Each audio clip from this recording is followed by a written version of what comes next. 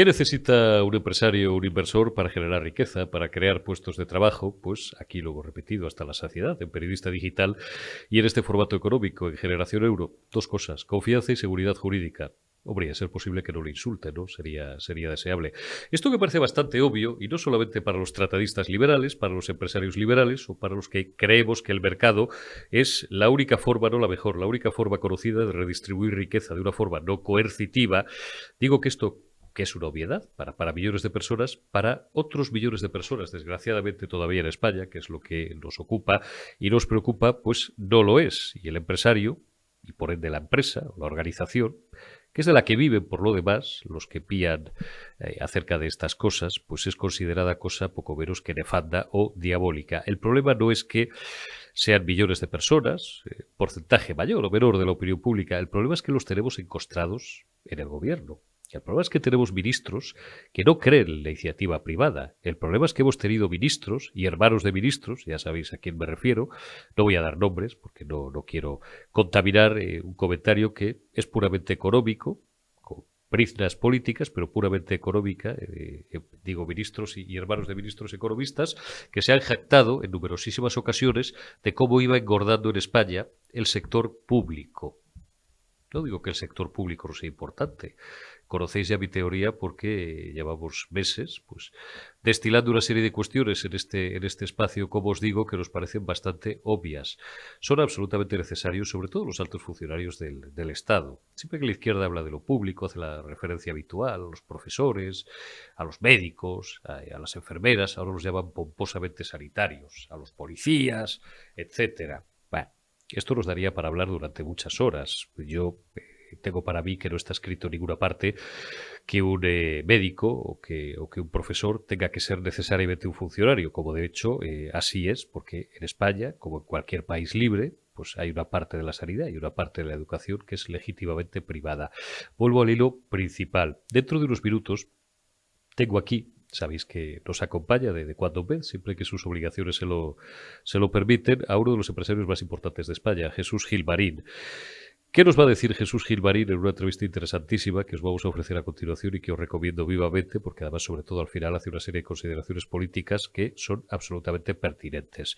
Y terminamos con un grito de orgullo por ser españoles, por vivir en un gran país como España y que al final es un grito de viva España. ¿Qué dice Jesús Gilmarín? Que es un hombre optimista por naturaleza. Yo he charlado muchas veces con él aquí en esta mesa.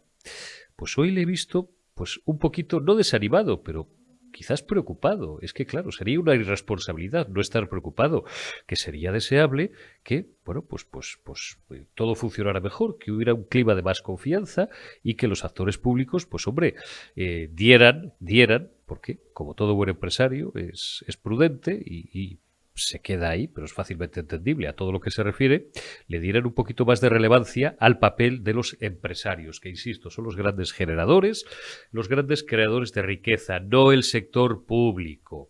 Es tradicional aquella promesa fake que hizo hace muchísimos años Felipe González, una de las promesas que le hizo pasar ya a la historia, los famosos 800.000 puestos de trabajo que iban a crear. Teníamos menos cultura democrática, quizás, cultura democrática y cultura en general, ¿no? Era un país que hacía 7 años que había cambiado de régimen político, o menos aún 5, si tenemos en cuenta desde la aprobación de la Constitución, 4 o 5, y que todavía pues algunos conceptos no los tenía excesivamente claros. El sector público no crea riqueza, ni crea puestos de trabajo. El gobierno ni crea puestos de trabajo, ni es su función en un país con una economía de libre mercado y que no esté centralizada. Por favor, y esto ya es una petición y un ruego personal, señores del gobierno, señores responsables públicos, no insulten a los empresarios. Vuelvo a repetir, en primera instancia esto sería deseable. Hemos escuchado a ministros comunistas del anterior gabinete escupir prácticamente, metafóricamente o dialécticamente, pues a Amancio Ortega o al señor Roig o al señor Del Pino, que hace unos meses legítimamente tomó una decisión, pues porque veía el panorama en España, disculpen el casticismo, más negro que el sobaco de un grillo, y se llevó legítimamente porque tiene que responder solo y exclusivamente, por supuesto, ante su consejo de dirección o ante su consejo de administración, pero ante sus accionistas, su sede social a los Países Bajos. El señor Josu Yoribaz hace algunas semanas anunció que iban a empezar a desinvertir, fue el verbo que utilizó, Repsol iba a empezar a desinvertir en España. Malo es que cunda el ejemplo. Hoy, la entrevista con Jesús Gilmarín nos dejará un mensaje de optimista, por supuesto, no exento de cierta preocupación ante el cariz que pueden tomar los acontecimientos si no tenemos un gobierno mucho más colaborativo, valga el palabra, lo podéis buscar, RAE en la mano, que suena un poco extraño, colaborativo y solidario es un término que no me gusta, respetuoso. En fin, que esté en franca colaboración. Si es que al final esa es la clave y ese es el meollo, con el Ejecutivo, para que, en primer término, no se destruya empleo, que es verdad que en España no se está destruyendo, o estamos en una fase en la que técnicamente no se está destruyendo, pero tampoco se está creando. Hemos denunciado aquí 1000 veces las manipulaciones de las encuestas. Y para ello el Gobierno dispone de instrumentos tan poderosos como el Instituto Nacional de Estadística, integrado por grandes profesionales, pero con unas direcciones políticas nefastas en los últimos años. Digo, que no os creáis las estadísticas, que manipulan una realidad que no es tal. Seguimos siendo un país que tiene el doble de paro que la OCDE y con un paro juvenil que frisa el 30%, que es una auténtica vergüenza. Nuestros mejores jóvenes, nuestros mejores talentos tienen que irse fuera, porque aquí o no van a tener trabajo, o en el mejor de los casos lo tienen. Hablamos, sé que es un ejemplo manido, pero no por ello menos real, de biólogos, de investigadores, que ganan 1.100 euros al mes. Las cosas como son, después de haber pasado 5, 6, 8 años de su vida estudiando, y estudiando muy duramente, y después accediendo pues a determinadas empresas o a universidades o a centros en los que, bueno, pues deberían de estar mucho mejor tratados y mucho mejor pagados, y que toman la decisión de irse de España, irse a Estados Unidos, irse a Gran Bretaña, irse a los países nórdicos, que, en fin, conocemos muchos casos particulares, que son un gran vivero receptor de talento español, o a Alemania, y es una auténtica pena. ¿De quién es la culpa?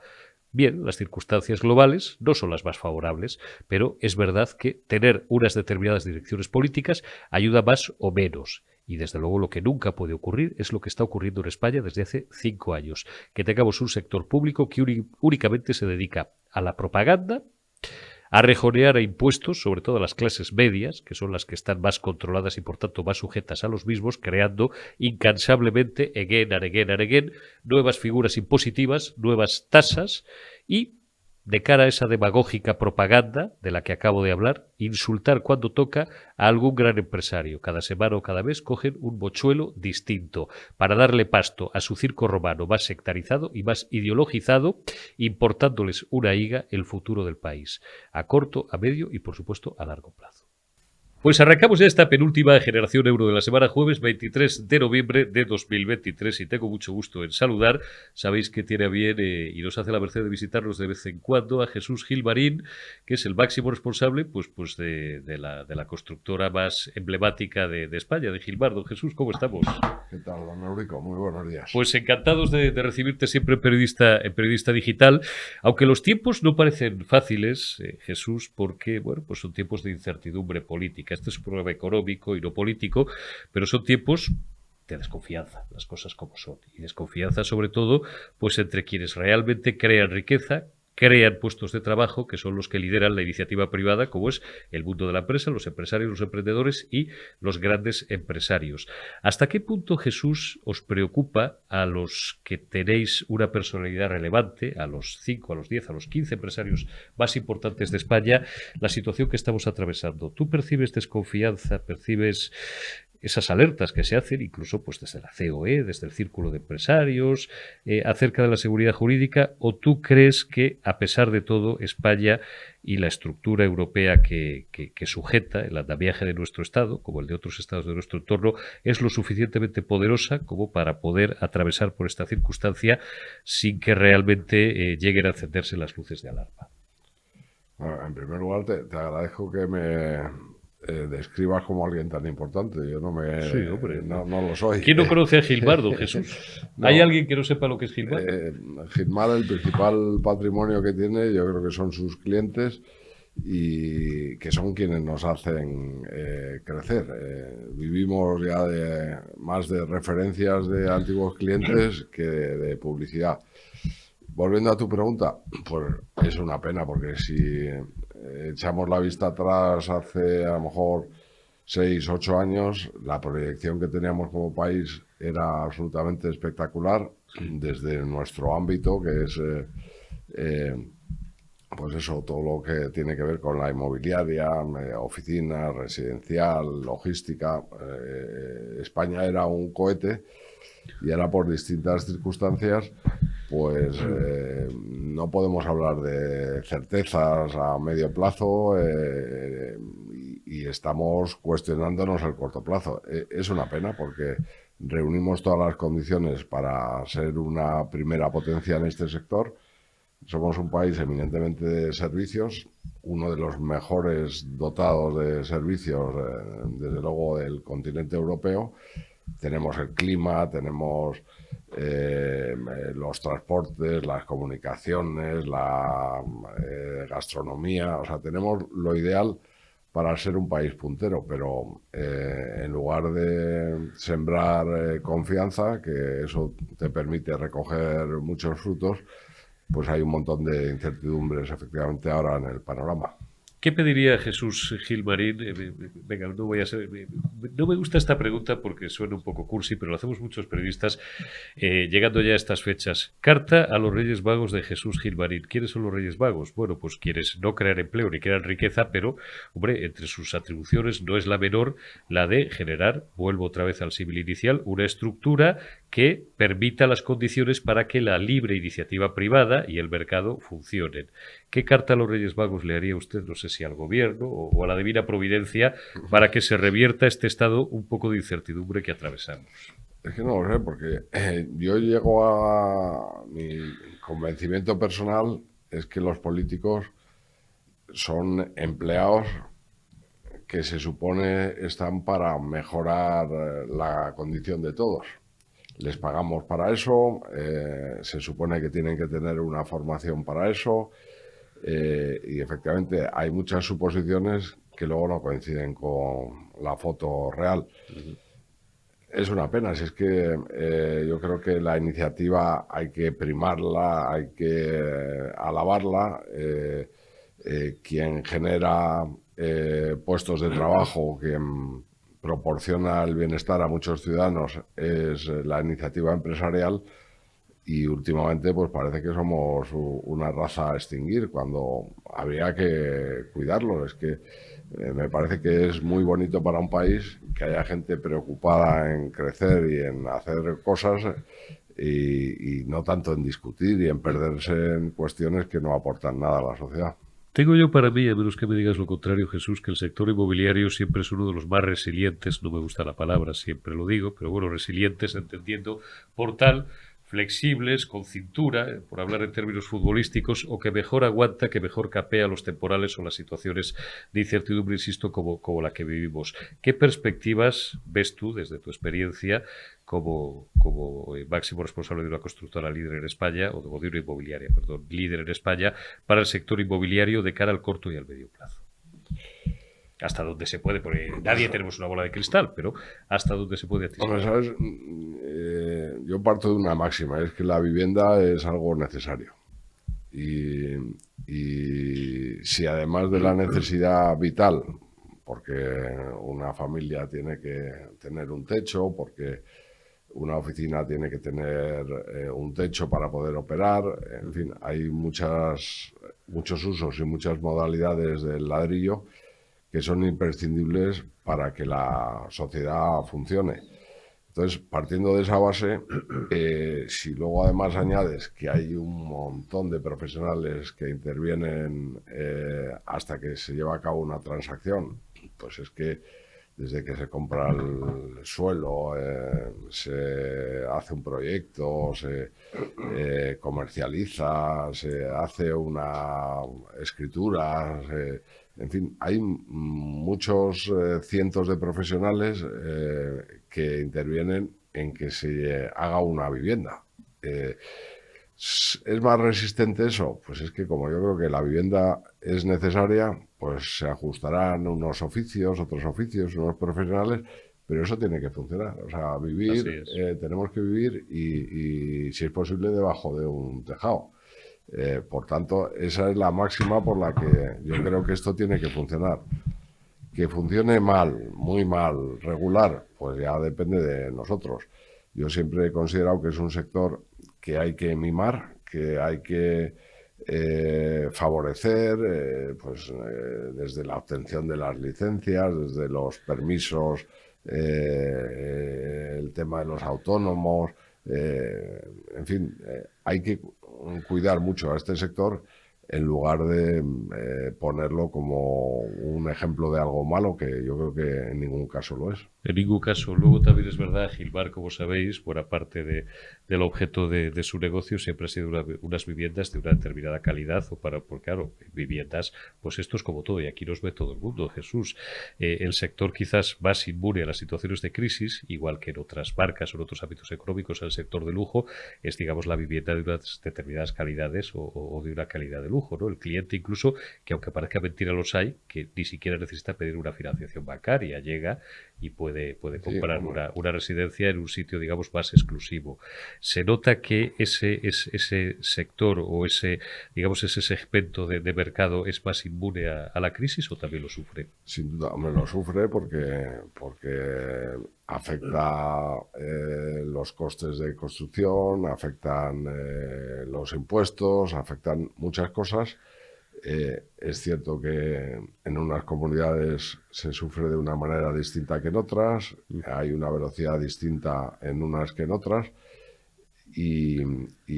hombre, desde las gafas de Gilmar, que es desde donde yo puedo ver un poco el panorama, estamos hablando de un sector que se ha profesionalizado muchísimo, que hoy en día comprar una vivienda a través de profesionales ya no tiene los riesgos de antaño, que se te soluciona absolutamente todo, la financiación, la mudanza, los seguros, la reforma.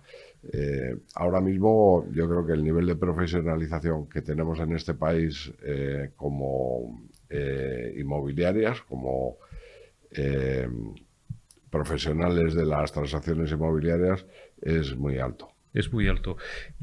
¿Cuáles son los principales objetivos? Te lo digo porque ya estamos prácticamente al borde de rematar un año, un ejercicio más complicado, pero bueno, hay muchos ejercicios históricamente que al final lo han sido y aperturando ya o pensando en el 2024.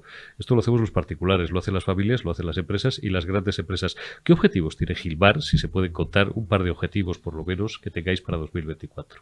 En Gilmar, tanto Manolo, mi socio, como yo, nos consideramos una familia. Por tanto, de alguna manera, tenemos esas necesidades, mantener la familia, si es posible que crezca. Pues nos estamos planteando crecer en Canarias, nos estamos planteando crecer en el Levante. Estamos muy consolidados en Andalucía y el mercado de Madrid, pues sinceramente creo que en el target medio hasta lo más alto, pues lo lideramos. Entonces, la perspectiva como Gilmar y como familia Gilmar creo que es buena. Pues ahora sponsorizamos Madrid Host Week y... Te voy a preguntar por eso al final. Pues me gustan a mí los caballos, pero ahora nos lo va a contar. Pues es una enfermedad mía, que no sé si Sí, la lo sé, porque compartimos, lo lleváis pero... en el ADN de la familia. Sí, Sí. Totalmente. Hace 15 días mi hermano, el del fútbol, ha arrasado en México, en Puebla. Ha habido un certamen No sabía pura raza. yo eso. ¿Por? Sí, porque vendemos pura raza español y la verdad que el mercado mexicano es de los más potentes Eso sí. y ya casi te diría que hay mejor ganado en México que en España. Que en el Gracias sur a de Dios, España, no todo. fíjate, Sí, no lo sabía, desconocía ese dato. No, hay una cantidad de criadores y el nivel es muy bueno. Pero vamos, que volviendo a los ladrillos, la perspectiva de Gilmar, dentro de las incertidumbres generales que no dependen de nosotros, es muy buena. Tenemos una gente extraordinaria. Y crecer, me decías, yo creo que ya me lo habías comentado alguna vez, tenéis el foco puesto en comunidades como la Canaria, por ejemplo. Ahí hay posibilidad de expansión. Sí, Hay terreno de juego. Nosotros estamos prácticamente haciendo, te voy a decir, 3-4 operaciones diarias en Canarias. Las promociones de obra nueva están funcionando muy bien. Tenemos un magnífico responsable allí y yo creo que las grandes promotoras están confiando en nosotros. Es que el mundo de la comercialización, como muchas cosas, ha variado. Antes lo habitual era que un promotor tuviera su propia personal, digamos, para comercializar las viviendas, y ahora es algo que se ha especializado tanto, ya no te cuento con la inteligencia artificial y en fin, más instrumentos que... Ahí tenéis que estar en ese campo las empresas también, ¿no? Claro. Porque eso no es el futuro, ya es el Pero presente. tengo que decir, la cantidad de clientes que manejamos como empresa por cifras, por números de componentes de la familia. O sea, tenemos una información que es imposible que una promotora al uso pueda tenerla. Claro. Entonces, al final, le interesa que alguien externo le comercialice, pues como muchas cosas que se han, entre comillas, externalizado de las empresas, ¿no? Está claro. Siempre le pido para terminar a muchos de mis invitados, y a Jesús Gilbarín se lo voy a pedir, déjame un titular, una frase, la que te parezca a ti mejor, un mensaje un poco de optimismo ya de cara al futuro, y porque ya queda muy poquito para la Navidad, para el fin de año, de cara al ejercicio que viene, pero en general, para la sociedad, para el tejido social, para el tejido institucional, por supuesto, y para el tejido económico, para que no caigamos en el desánimo.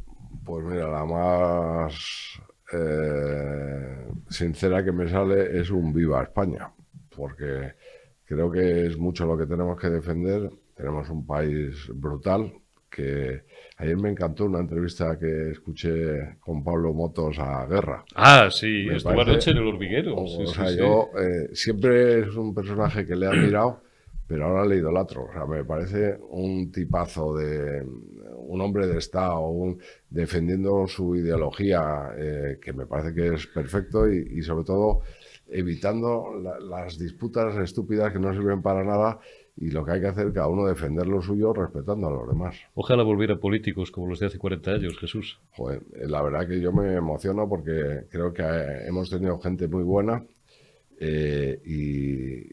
está depreciando mucho el perfil.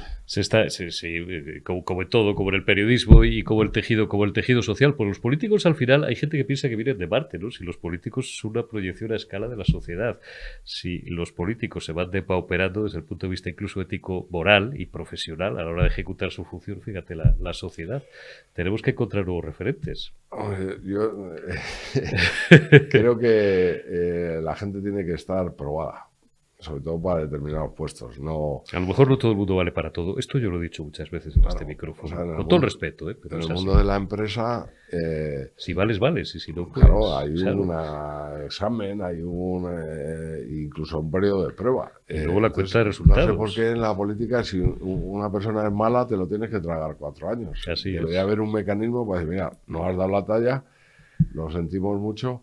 Yo creo que hay países, pues mira, Australia o Corea, que, hombre, no examinan a los políticos, pero prácticamente, es decir, hay que aportar currículums, hay que aportar una trazabilidad, una trayectoria, y eso, si es importante en el sector privado y en la empresa, joder, la política tendría que ser lo más.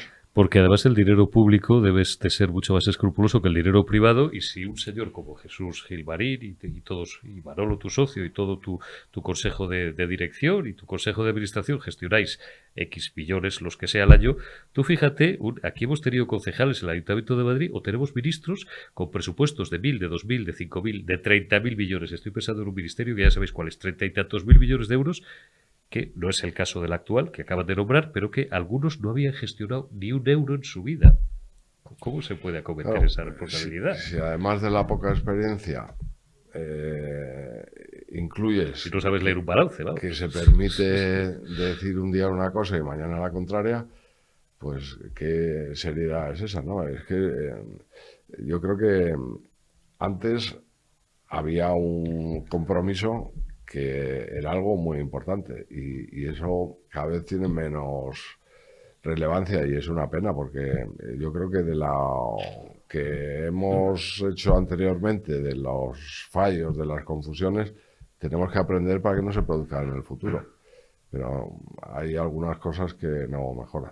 Así es, pues me quedo con esa frase, ese grito, ¡Viva España!, de Jesús Gilbarín, como uno de los referentes empresariales, y que todos, y cuando digo todos, debiéramos tener todas las mañanas cuando salimos de casa, a nuestros trabajos, a nuestras ocupaciones, a nuestras responsabilidades respectivas, tanto públicas, laborales, como privadas, como familiares, como sociales, tener en la cabeza. Y lo digo porque esto, en otros países, vamos, sería absolutamente indiscutible, pero en España, lamentablemente, no todo el mundo lo ve así. Hay gente que o se avergüenza o algo peor de decir viva España. Gracias, Jesús Gilmarín. Un placer. Como siempre, es un placer el tenerte aquí. Continuamos en Generación Euro. Bueno, pues continuamos en Generación Euro. Os presentamos, hoy tengo yo mucho gusto en presentaros. Cuando yo era joven, Jorge Branger, estoy buscando fundador, para no equivocarme, de Fluence Leaders. A todo esto, buenos días. Eso es, buenos días. Encantados, ¿cómo está? Buenos días, España. Buenos días, España. Cuando yo era joven, decíamos, se puso muy de moda una expresión muy hortera, por lo demás, o muy cursi, que era HASP. Joven, aunque suficientemente preparado. Esto suena al Pleistoceno. Bueno, voy a leeros mínimamente quién es Jorge. Es fundador, como os digo, de Fluence Leaders, la agencia número 1 de marketing digital corporativo. Están especializados en LinkedIn, que como sabéis es la red más profesional o más elitista, ¿no? Que es una red, por cierto, quizás no sé si para gente muy, muy joven. Yo LinkedIn siempre la tengo, pero bueno, yo soy boomer, la tengo targeteada como una red para gente de más de 30 y tantos, ¿no? Que un poco pues con contactos nivel medio alto o muy alto desde el punto de vista profesional y ejecutivo, pero por lo que veo también, pues es una red que utilizan mucho los veinteañeros. Efectivamente, de por sí LinkedIn nace antes que todas las otras redes sociales, es la primera, nace en 2002, antes que Facebook, TikTok, Instagram, etc. Pero era muy poco utilizada al principio. Se utilizaba como una especie de infojobs en donde la gente básicamente buscaba trabajo y había muchos headhunters y había un intercambio, y poco a poco se ha ido profesionalizando más hacia una red social al uso en donde puedes crear contenido, fotos, vídeos, PDFs, etc. Y hay grandes altos ejecutivos, empresarios, profesionales que ahora están creando contenido y ya se llaman incluso influencers corporativos, lo dicen por ahí. Así que es una oportunidad, y a mí LinkedIn aparte de que he montado un negocio en torno a la plataforma, también me ha permitido, en negocios paralelos tenemos también una marca de vidas y gracias a LinkedIn hemos conseguido levantar financiación. Con 2-3 posts hemos llegado a decenas de miles de personas, inversores, clientes, proveedores. Entonces LinkedIn es la verdad una plataforma espectacular para crecimiento profesional. Matización, lenguaje financiero. Acaba de decir, hemos conseguido levantar. Para quien no esté muy familiarizado con el mundo de la inversión, con el mundo de la bolsa, que como os he dicho, yo desarrollé durante 3 años, cuando me aburrí de este oficio, y como este oficio es como es, pues decidí volver, tomé una mala decisión, porque este es un oficio de pobres, pero de libres. Levantar es captar capital, como se hacen las empresas de capital riesgo, etcétera, etcétera. Ahora las startups que están muy de moda. Danos 2 consejos, Jorge, para optimizar nuestra utilización de las redes sociales.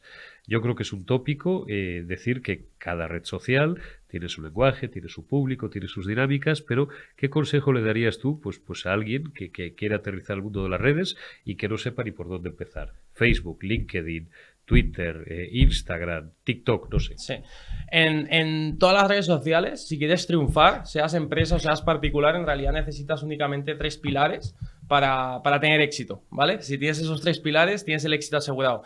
La primera es la imagen de marca, la credibilidad, la autoridad, la imagen que quieras transmitir a tu comunidad. Si es una persona seria, si es una persona desenfadada, graciosa. Tu marca personal. Alinearle, tu marca personal, digamos. La segunda es la visibilidad. Necesitas tener contenido llamativo que llegue a muchas personas, que sea viral. Y luego la tercera es comunidad, que es que tienes que nutrir esos seguidores y convertirlos en algo. Sean clientes, sean amigos, sean proveedores, pero tienes que hacer una conversión porque si no te acabas quemando. Si tienes esos 3 pilares, lo tienes asegurado. Si falla uno de esos 3 pilares, muy probablemente no tengas éxito a la larga. Y aparte, las redes sociales no es un sprint, es una maratón. Y tenemos muchos casos. Yo antes de Fluence tenía una agencia de influencer marketing y hemos visto muchos perfiles que han fracasado. De por sí, bueno, un dato así muy breve, una historia, ¿no? Había una chica que se dedicaba a nutrición y hacía recetas de cocina, ¿vale? Entonces ella montaba, ¿no? Tal cual esto, su set literal, 3-4 cámaras, hacía la receta, la edición, el texto, una postproducción, y subía su contenido. Y en aquel entonces tenía como 50.000 seguidores y tenía una comunidad muy fiel. Y muchas marcas del sector agroalimentario querían invertir en ella, hacían acciones. ¿Qué pasa? Que ya, bueno, lo que pasa es México, básicamente. Se va a México literalmente de vacaciones y de repente sube una publicación de ella en la playa. Y ve que esa publicación, a lo mejor si sus publicaciones de nutrición tenían 1000 likes, esta publicación de repente tiene 10.000 likes. Y dices, hostia, le estoy dedicando muchísimos recursos, muchísimo tiempo a publicaciones de nutrición, de una postproducción, una edición para conseguir 1000 likes, pero con una foto tan sencilla le saco 10.000. ¿Qué pasa? Que empieza a dedicarse a ese tipo de contenido, de fotos en bikini, etc. Y claro, crecen seguidores, crecen visibilidad, pero al final lo que pasa es que se carga completamente su perfil porque su segmentación están los seguidores repartidos y a la gente no. Entonces la comunidad es súper importante. De esos 3 pilares la más. La comunidad es lo más importante. Sí. Tú eres creador, sois creadores de contenido en LinkedIn. ¿Qué tipo de contenido creáis? Yo, sobre todo, hay distintos divulgadores, digamos. Yo me centro más en marketing digital y emprendimiento, porque creo que... Explícale más... al respetable, perdona, aquí nos ve mucha Sí. gente de más de 50, incluso de más de 60, ¿qué es exactamente el marketing digital? ¿Qué entendemos Vale. por marketing digital? El marketing digital son aquellas campañas publicitarias o de comunicación que hacen las empresas, Ajá. pero en vehículos digitales. Antes era tele, radio, prensa. Bien. Periodista digital fue pionero hace 22 años y se sumó a la ola digital. Ahora los vehículos y donde está la atención de la gente es en el teléfono móvil, que es en digital. Entonces son todas esas campañas de marketing en redes sociales, sobre todo. Una cosita, dime algo que es que o dime que no tengo razón si crees que estoy equivocado, por supuesto, pero es que me gusta a mí escuchar esto. La televisión tradicional está muerta. Sí, La televisión generalista está muerta. totalmente. Pero desde el punto de vista de las noticias también, ¿conocéis a alguien, os hablo ahora a vosotros, ¿conocéis a alguien que se informe a través de un telediario generalista? ¿A alguien de menos, no ya de 20, ni de 30, y de 40? ¿A dónde va la gente? Pues a medios digitales, a canales de YouTube, que son líderes, como el nuestro, como muchos otros, o se van a medios digitales, o se van a redes sociales, buscan muchas veces el teléfono, lo cual siempre, a veces es un poco perverso, porque los que vemos con ojo profesional esto, vemos un poco el filtrado de las noticias, pero bueno, no sé, voy a dar nombres, ¿qué más da? MSN, tal, te ofrecen ya tus resúmenes de noticias y tal, nadie ve, y las campañas, volvemos otra vez al mundo del marketing y de la publicidad. Y, joder, yo me acuerdo en los años 80, bueno, yo era un niño todavía en los 80 o un adolescente, ¿no? Pero recuerdo cuando, pues no sé, la ONCE, por ejemplo, por decir algo, sacaba un anuncio, o cuando una determinada empresa, recuerdo cuando sale Terra a bolsa, se desgaja de Telefónica y tal, hicieron una campaña potentísima, toda España estaba hablando porque lo habían visto en la 1 por la noche o después en alguna cadena de televisión privada.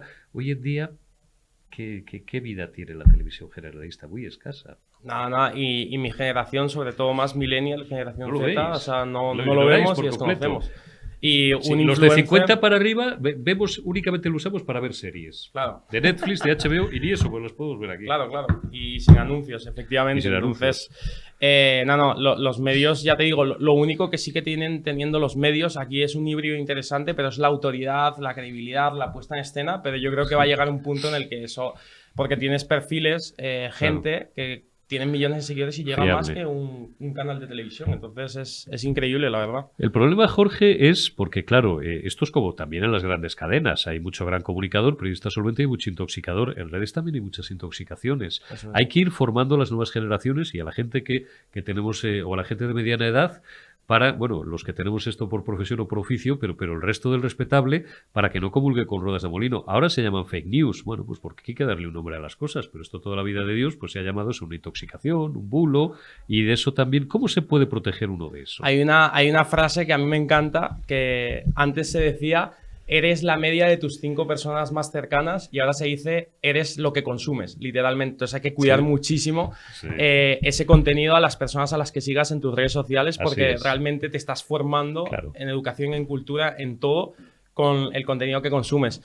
El tema de los fake news, al final, es sobre todo tener autocrítica y, como bien has dicho, educarte bien de personajes o divulgadores.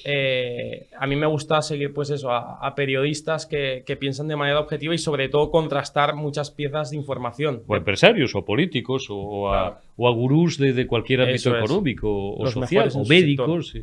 Esto es, Siempre. y sobre todo, hombre, tener una formación de base que te permita discernir lo que es una rueda de molino, lo que es una burra ciega, como decíamos en mi generación, o lo que es un contenido realmente solvente. Porque, claro, y el criterio, Jorge, no es decir, joder, es que este tío tiene 5 millones de visitas a la semana, por ejemplo, o al día. Dices, so what, ¿y qué? Pero es que a lo mejor resulta que es un vanguard. O al revés, yo he descubierto en YouTube, que lo tengo ya por castigo, ¿no? Por oficio y tal, desde hace 2 años y medio esta parte, canales de historia, canales económicos, canales políticos, canales temáticos de cualquier otro orden, deportivos, con gente que tiene muy poquitos seguidores, pero que es gente muy buena. ¿Cuál es la palanca? ¿Por qué pasa eso?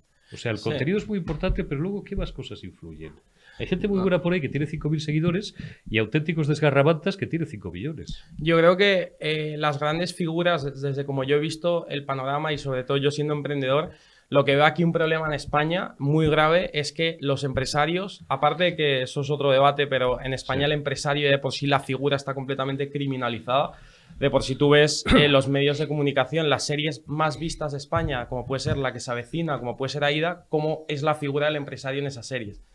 Es un déspota, un egocéntrico, el que va por la parte de atrás. Caricaturesca. Bueno, tienen empleados ilegales, o sea, es una locura. Entonces, eso es como nacen. Entonces, ¿qué pasa? Que el empresario, yo he hablado con muchos de ellos, de grandes éxitos, de figuras exitosas, y no crean contenido y no quieren esa exposición. Y yo creo que es necesario que todas estas grandes figuras, todas estas grandes mentes, Amancio Ortega no tiene ni una entrevista publicada. Nadie, ningún medio, nadie ha conseguido hacerle una entrevista. Ahora te cuento una Entonces, sobre esa. sí.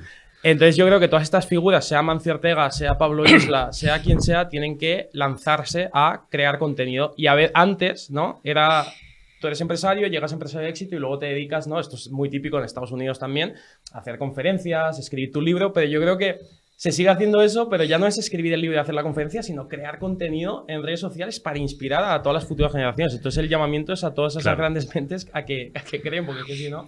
Tú dices, Amancio Ortega no tiene entrevistas concedidas, que no las tienes, ¿verdad? Yo recuerdo perfectamente, claro, alguno me dirá, es que esto es el Paleolítico Superior hace 31 años. Bueno, pues en el año 92, que lleva un año en Antena 3, hablo de memoria, 92 o 91, no, en el año 91, no sé si fue Expansión o 5 días, publican la primera imagen de Amancio Ortega, porque Amancio Ortega, hombre, no era lo que soy, pero ya era Amancio Ortega hace 30 años. Hay biografías maravillosas por ahí, leos de Cero a Zara y muchas que hay. Y entonces nadie... Amancio era era otra España, no había medios digitales y no había Google para buscar la imagen de un tío. Ojo, hoy en día hay mucha gente... supongo que es que hay empresas que cobran mucho por ello, pero que borran o eliminan tu rastro de Google. Sí. Yo conozco gente muy, muy, muy importante, pero muy anónima, que tienen miles de millones y que circulan por sitios pues muy exclusivos de Madrid o de París o de Londres o de Frankfurt, me da igual, pero que no hay una sola imagen de ellos en Google. De Amancio Ortega no es que no hubiera entrevistas, no había ni una imagen. Fue la primera vez que le vimos la cara, una foto muy deficiente, en blanco y negro, casi una foto de carné de Amancio Ortega. ¿Tú crees que esto es un error? Porque estoy pensando en otro gran empresario, que lo sabéis todos, es de ahí, de la parte de por ahí de Valencia y tal, que es que, y te dicen, oye, y no, es que su política es no conceder declaraciones. Él está lo que está. Dices, claro, porque pilotan portaaviones multimillonarios. Pero no deja de ser un error. Ellos piensan que no les hace falta, Jorge. Sí, ellos piensan que no les hace falta. Creo que los medios aquí en España, te digo porque he contrastado con otros países, no sé qué pasa. Hace poco parecía, sinceramente, era... Esta semana le toca al CEO de Ferrovial, la semana que viene al de Mafre. O sea, era una criminalización constante que yo me frustraba ver eso. El empresario es el malo. Entonces, efectivamente, tú ves Estados Unidos y el empresario como es. El superhéroe. Hombre, el admirado, todos quieren llegar a ser como tal, claro. Es más, hay una película que inspira a muchos chavales que se llama Lo de Wall Street, no sé si sabes cuál es, que es de Leonardo DiCaprio. Sí, hombre. E incluso ese estafa, hace el mal de no verdad. sé si es la mejor, pero bueno, me vale como ejemplo también. Y le siguen viendo como un héroe. O sea, lo que digo es la ironía de que le siguen viendo como un héroe. Porque entonces. Por eso el triunfador. Pero eso es desde los años 80. American Psycho es un poco. Aunque tiene otras. Pero bueno, pues. Pero le coge como arquetipo. Efectivamente. Y aquí en España, el tema es: no lo necesitan, efectivamente, por un lado, pero creo que es un deber moral, al igual que ser filantrópico y montar fundaciones y donar. Creo que el empresario de éxito tiene un deber moral, y no estoy imponiendo nada y no soy nadie para imponerlo, pero creo que debe haber un deber moral de inspirar a las nuevas generaciones a que tengan un poco referentes a los que seguir y que no siempre sigamos a los mismos de siempre, Mark Zuckerberg, Steve Jobs, y miremos fuera cuando aquí en España hay grandísimos empresarios y muchísimo talento. Hubo una oportunidad en España y barro para casa. A ver si me acompaña las próximas semanas. Yo os lo voy avanzando. Estuvo aquí hace 2 meses conmigo Mario Conde. Yo conozco a Mario Conde desde hace muchos años. Y Mario Conde, a finales de los 80, el año 87, con 39 años, accede a la presidencia de Banesto. Mario Conde se convirtió, claro, sus detractores, que ya lo sabían en aquella época y después, tras su paso por la cárcel y la tortura a la que le sometieron durante casi 2 décadas, pues fue el ángel caído, ¿no? Quedó como el exponente de la cultura del pelotazo, del capitalismo fácil, casi poco más o menos del tipo sin escrúpulos, pero no es así, porque yo, que ya tenía uso de razón civil en aquella época, le recuerdo también como el icono de los jóvenes, porque daba conferencias en la Complutense, le hicieron doctor honoris causa, hizo un seminario, se fue a Moscú a hacer un seminario, se llevó a Gustavo Villapalos, que era el rector de la Complutense. Era estos que se creen ahora que han descubierto América con lo del capitalismo humanista. Bueno, pues yo lo conocí hace 30 años y se llamaba Mario Conde. Es decir, sí hubo una España donde eso se potenciaba, y en el 92 tocamos techo, como sabes, como habréis estudiado y leído, y a partir de ahí este país se empezó a vulgarizar, Jorge. Hay quien dice, parte de esa vulgarización o de esa degeneración progresiva la tienen las redes. Yo, personalmente, que no soy un fan acérrimo de las redes, las utilizo, pero también a veces las critico, pero sí pienso que eso viene de mucho más atrás. Quizá las redes lo que han hecho es potenciarlo por su capacidad viral. ¿Puede ser? Efectivamente. Sí, o sea, y yo siempre hablo de que al final las redes sociales no nos han cambiado a nivel fisionómico, psicológico, cultural, ¿no? Al final, sí, antes de las redes sociales, ¿no? Yo he hablado con mis padres y demás, y si te ibas a lo mejor a un viaje a París, digamos, y todo iba mal, y el hotel no había una reserva, y catastrófico, y llovió y tal, tú volvías a casa y tus amigos te preguntaban qué tal. Ah, sí, maravilloso, espectacular la Torre Eiffel. Y lo mismo pasa en las redes sociales. Puedes tener un viaje con las mismas condiciones y posteas la mejor foto. Entonces yo creo que las redes sociales no han cambiado al ser humano, yo creo que es un vehículo que refleja nuestra realidad. Y volviendo a tu pregunta, es eso, yo creo que las redes sociales no hacen daño, y como todo es una herramienta que si la utilizas para bien, genial, y si lo utilizas para mal, pues peor. Pues peor. Antes de despedirte, Jorge, Sí. te recuerdo, tu página web es www.jorgebranger, todo seguido, con G, como suena, www.jorgebranger.com. Sí. Podéis visitarla y ahí encontraréis contenido de altísima calidad y de alto interés, pues por ejemplo entrevistas, y lo volvemos a reiterar antes de despedirle, realizadas a fundadores y directivos de empresas como Globo, Wallapop, Idealista, Rappi, El Corte Inglés, Feber, Coca-Cola, entre muchas otras. Sí. Esto es lo que hacéis y lo que vais a seguir haciendo. Sí, dar eco y voz a los grandes empresarios, las grandes mentes de este país, para que los jóvenes que vienen detrás se inspiren con ellos. Oye, la siguiente, que seguro que te van a tirar los trastos si no lo han hecho allá. Estoy pensando en un banco muy conocido que hace este tipo de entrevistas, por cierto, de mucha calidad, sí. 1 hora, con un auditorio, con unas luces y un decorado, que televisivamente es insuperable. No sé quién realiza eso, pero veo la mano de grandes realizadores que yo conocí en televisión española. Pues te veo algún gran banco, alguna gran aseguradora tirándote los trastos para hacer esto. Bueno, ojalá. Ojalá. ¿Por qué no? Oye, muchísimas gracias. Un placer, muchísimas gracias. Esperamos que os haya... Hoy hemos introducido un contenido pues para salir un poco de la rutina de la política económica, de la economía de todos los días, que me apetecía a mí mucho. El contenido de los jóvenes emprendedores, hablando de redes sociales, hablando de marketing digital y hablando de muchas cosas que no son ya el futuro, son el presente. Y pobre del que no se adecúe a este presente. Gracias y hasta mañana.